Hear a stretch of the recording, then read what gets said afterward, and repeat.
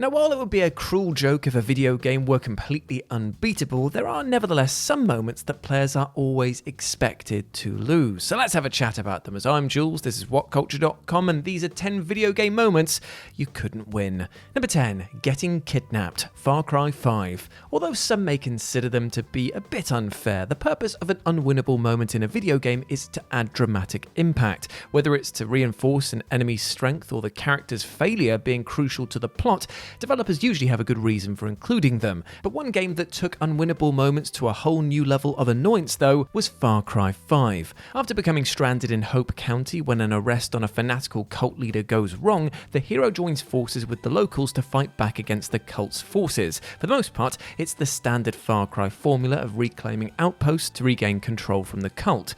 As the hero gains ground in the fight, they'll attract the attention of the cult's leaders, and this is when things get irksome. You see, in retaliation, the leaders send heavily armed enemies to attack players during exploration. Not only are these fights unavoidable, but they're also unwinnable, with the hero being knocked out and drugged around during combat before being then taken to a key story mission. Being forced into unwinnable combat is annoying enough, but this happens 9 times throughout the game. It's better to not even try and fight back against these enemies. Number 9, the Lich King, Hearthstone. Whether it's playing endless rounds of Gwent in The Witcher 3 or getting lost in the strategic brilliance of Inscription, card games have often proven to be an addictive and challenging way for players to spend their time. And nowhere is this more evident than with World of Warcraft's game Hearthstone, with its variety of game modes and in-depth tactics making it one of the most popular games of its kind, and has been so for 10 years even after its initial release. However, while the right mixture of cards and a dash of luck can see anyone to victory, this wasn't the case when it came to the first fight against the Lich King. No matter what happens, players will begin this fight with cards with a power cost that is too high to use, while the boss has a lot of overpowered cards which will quickly dominate the board. Moreover, while players may believe that they just need to last a total of 3 rounds to narrowly scrape by, this encounter is rigged so that players will be defeated before this can happen. This was a dirty trick that was sure to have confused and frustrated anyone upon reaching this unwinnable fight for the first time.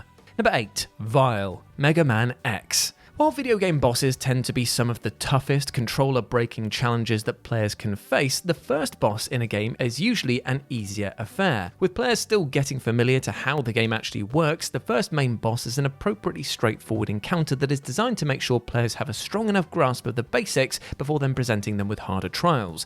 But one beginner boss fight where this just wasn't the bloody case, however, was Mega Man X. During the first level, players are thrust into a boss fight with an imposing robot named Vile. Regardless of how seasoned players may be with the series, this fight proves to be physically impossible to win. See, Vile is equipped with an unlimited supply of both ammo and health, so all players can do at this point is just jump around aimlessly until the boss tears through their health. To add insult to this rather humiliating loss, Vile then taunts players before he's promptly taken out by a single blow thanks to Zero, who then lectures the hero on how they're not powerful enough to defeat Vile yet. Thankfully though, players do get to savour in a rather satisfying victory against the same boss later in the game.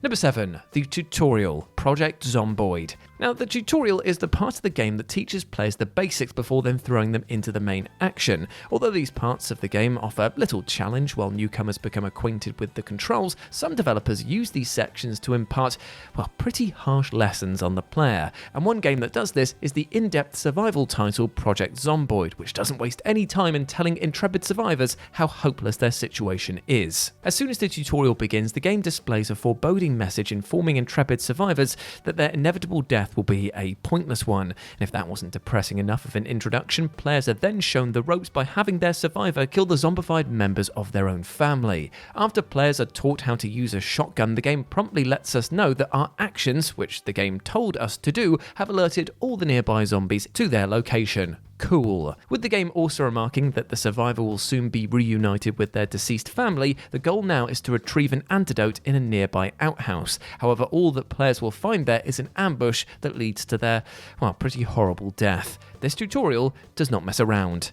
Number 6, Seath the Scaleless, Dark Souls. Now, everyone who's heard of From Software's Soulsborne games will be aware of how punishing they can be, especially when it comes to the bosses. No matter how many times these challenging foes annihilate players though, the tough but fair design means that with enough practice and preparation, victory is never too far out of reach. However, one boss that doesn't subscribe to this philosophy is the first encounter with Seath the Scaleless. A powerful dragon proficient in crystal magic, this boss is found in the Duke's Archive in the latter part of the game. Upon reaching the Telltale Fog Gate, players will steel themselves for whatever fight may be ahead. However, even the most skilled players won't actually succeed here, at least the first time. Even if players somehow manage to survive Seath's devastating magical attacks, they'll soon discover that he'll also regain any damage that the players have dealt to him. Unlike any other boss fights, dying to Seath at this point is the only way to actually progress, with the player respawning inside the Archive's prison shortly afterwards. Although this boss encounter is the only one in the game that can be described as genuinely unfair, it won't be much longer until players get to take on Seath in a proper fight. Number 5. Zeus, God of War II. Despite his more recent outings showing him to be a more responsible and wiser father figure, Kratos from the God of War franchise is nevertheless best known for his ability to pulverize anything and anyone standing in his way. Despite his knack for slaying titans and gods though, there was one exception, and that was Zeus in God of War II. Following the events of the first game, this entry opens with Kratos on his way to Mount Olympus to put an end to the Pantheon for good, when he's tricked by Zeus into relinquishing his godly powers. It is at this point when Kratos, now mortal and on the verge of death, is forced to go up against the King of Olympus in a battle that he is doomed to lose. In his weakened state, all Kratos can do is limply move around the arena, while any attacks that the player manages to land do absolutely no damage. Players then watch helplessly as Zeus thrusts a giant sword into the hero's chest, sending him to the underworld and kicking off the rest of the game. Unfortunately, players would have to wait until God of War III before they'd finally get to enact satisfying revenge on this Greek god. Number 4. Bandit Attack. Blood Omen, Legacy of Kain. The first entry into the iconic Legacy of Kain series, this title follows the titular nobleman as he searches for a means to cure his vampiric curse while battling an order of evil sorcerers. Before the players venture on this epic quest though, the game begins in a tavern where Kain is refused service. Upon leaving the establishment, the hero is met with someone shouting, "That's him," before he's then set upon by a group of bandits. Players are then thrown into a huge fight before they even know how the combat works. No matter how many of the thugs the player manages to defeat though, the enemies will simply keep respawning until the player is eventually defeated. Now, while plunging players straight into a tough fight is an effective way of showing just how underpowered they are at this point in time, it's still usually possible to come out on top with the right mix of skills and determination. In this case though, Kain's death is necessary for the story. If players defeated the bandits, well, then Kain wouldn't get his vampiric powers and there'd consequently be no Legacy of Kain. Dying in an unwinnable fight is a therefore small price to pay to experience this otherwise incredible game.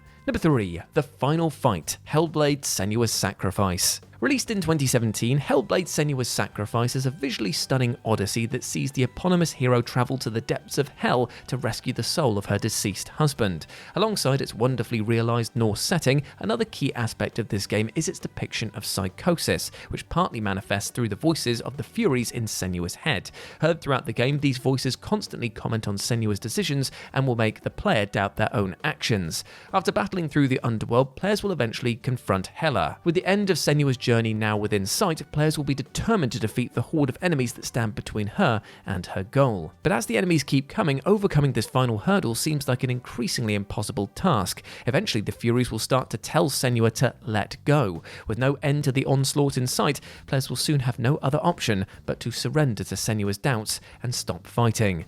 Whereas gamers normally expect to keep trying until they win, this poignant moment teaches players that there are just sometimes fights that you can't win. Number 2. Confronting the Elder Brain, Baldur's Gate 3. After narrowly escaping a mind flare ship at the start of Baldur's Gate 3, the player's main goal is to find a way to stop the tadpole that their character has been infected with from turning them into one of the tentacled monstrosities. Following dozens of hours of completing epic quests and befriending memorable companions, players will uncover a sinister plot which aims to use the tadpoles to control the population. And all of this leads to the player confronting the Elder Brain, the root of all their problems, as they approach the climactic final battle. Upon facing the Elder Brain, players are given given a series of increasingly difficult skill checks to subdue the creature using the artifacts collected from the game's main bosses. The target to beat rises with each roll until players are met with an impossibly difficult class of 99. Even with maximum proficiency bonuses and boosts from equipment and buffs, this check is almost impossible to beat. The only way that players can succeed is by getting a critical success from rolling a natural 20. Overcoming the odds still won't be enough, however, because no matter what, the brain always overpowers players, reinforcing how formidable it is before the final fight then begins. And number 1, John's Last Stand, Red Dead Redemption. Throughout Rockstar's Red Dead Redemption, players set out across the developer's vision of turn-of-the-century America as grizzled outlaw John Marston, who's on a mission to track down his former gangmates. With his family held ransom by Pinkerton agents who want to eradicate what remains of the gang, this task is all that stands between John and the quiet life that he's always wanted. After many hours of gunslinging and helping a collection of eccentric strangers, John is eventually reunited with his family at their small ranch. From here, players get to enjoy activities like hunting with John's son and herding cattle, but unfortunately, this newfound tranquility does not last for long.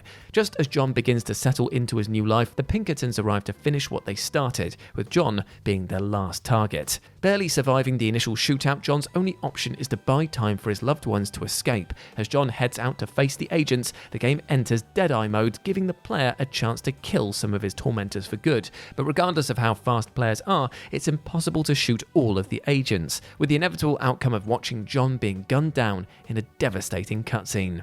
And there we go, my friends. Those were 10 video game moments you couldn't win. I hope that you enjoyed that, and let me know what you thought about it down in the comments section below. As always, I've been Jules. You can go follow me over on X and Instagram, where it's @RetroJ, but the O is a 0. Hope to see you over there, and I hope you're treating yourself well, my friend, with love and respect, because you are the bloody best. As always, I've been Jules. You have been awesome. Never forget that, and I'll speak to you soon. Bye.